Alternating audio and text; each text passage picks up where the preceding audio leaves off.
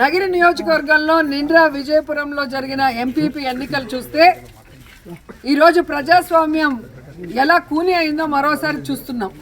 ఎందుకంటే విజయపురంలో 9 ఎంపీటీసీలు ఉంటే 9 వైఎస్ఆర్సీపీవే, అలాగే నిండ్రలో 8 ఎంపీటీసీలు ఉంటే 7 వైఎస్ఆర్సీపీవే.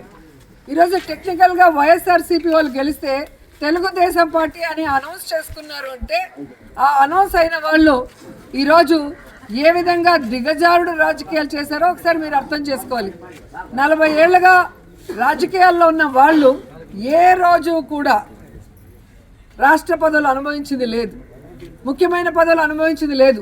జగన్మోహన్ రెడ్డి గారి పుణ్యమా అని ఈ నగిరి నియోజకవర్గంలో ఎమ్మెల్యేగా ఉన్న నా పుణ్యమా అని అయ్యి ఈరోజు మాకు వెన్నుపోటు పొడిచి అదేదో పెద్ద విజయంగా చెప్పుకుంటుంటే పొలిటికల్ బఫూన్లు వీళ్ళని అందరూ నవ్వుకుంటున్నారు.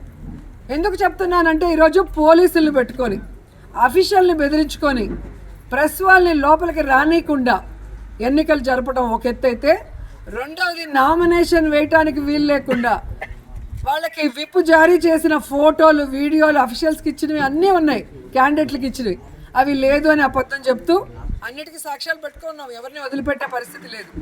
ఆఖరికి వాళ్ళకి 4 మాకు 4 అందరూ కూడా వైఎస్ఆర్సీపీ వాళ్ళు టై అయినా ఏదైతే లక్కీ డిప్ ఉందో ఆ లక్కీ డిప్ తీసినప్పుడు ఒక చిన్న పాపను తీసుకొచ్చారు. నిండ్రలో ఏమో ఆర్వో చేస్తారు, విజయపురంలో చిన్న బిడ్డను తీసుకొస్తారు. సో తీసిన పేరు ఓపెన్ చేస్తే మంజు బాలాజీ అని మా క్యాండిడేట్ ఉంటే లక్ష్మీపతి రాజు అని వాళ్ళు అనౌన్స్ చేస్తారు.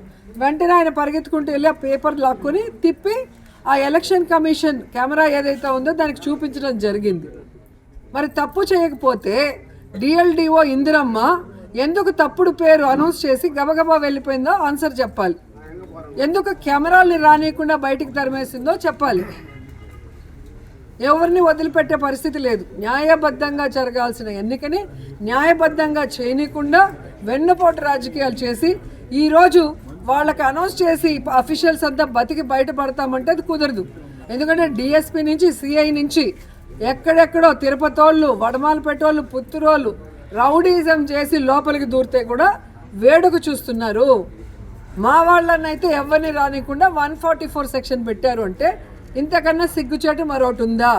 5-6 నెలలకి అసలు ఎలక్షన్ పెట్టడమే ఒక వేస్ట్ అంటే దాంట్లో ఈ విధంగా పనికిమాల రాజకీయాలు. ఈరోజు ఒక్కటే చెప్తున్నా, నిండ్రలో విజయపురంలో ఎవడైతే ఎంపీపీగా నెగ్గానని సంకలు గుద్దుకుంటున్నాడో వాళ్ళకు ఓట్లేసిన పనికిమాల ఎదవలకి అందరికీ చెప్తున్నా, మీరు ఒక అమ్మ అబ్బకు పుట్టుంటే మీకు దమ్ముంటే మీరు వైఎస్ఆర్సీపీకి రిజైన్ చేయండి, టీడీపీ తరఫున కంటెస్ట్ చేయండి, జనాల దగ్గర ఓట్లు వేసుకొని గెలిచి అప్పుడు ఎంపీపీగా ఎలక్షన్లు పెట్టి ఆ రోజు నెగ్గితే సెలబ్రేషన్ చేసుకోండి. 12 గంటలకు ఎలక్షన్ జరుగుతుంటే 10 గంటలకు బిర్యానీ, క్రాకర్స్, పూలమాలలు ఎక్కడి నుంచి వస్తాయి?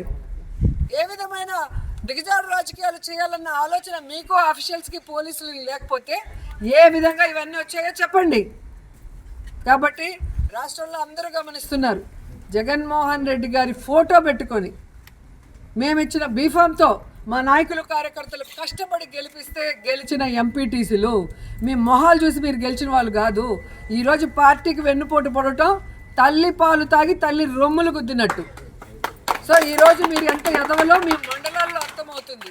భవిష్యత్తులో మీకు రాజకీయంగా సమాధి కడతారు ఈ నగిరి నియోజకవర్గ ప్రజలను కూడా తెలియజేసుకుంటున్నా. అండ్ జిల్లా నాయకులు వీళ్ళని ఎవరినైతే పెంచి పోషించారో వాళ్ళు ఇప్పటికైనా బుద్ధి తెచ్చుకొని ఇలాంటి వాళ్ళకి ఫుల్ స్టాప్ పెట్టాలి. లేకపోతే కష్టపడే నాయకులు ఇంకా అన్యాయం పోతూనే ఉంటారు. జగన్ కోసం, పార్టీ కోసం కష్టపడే వాళ్ళని కాపాడాల్సిన బాధ్యత జిల్లా నాయకులకి, రాష్ట్ర నాయకులకి ఉందని మరోసారి తెలియజేసుకుంటున్నాను. Local to global news at your finger tips. మీ చేతిలో ఒక ఆయుధం. Download Raw TV app. Media legend Ravi Prakash is back.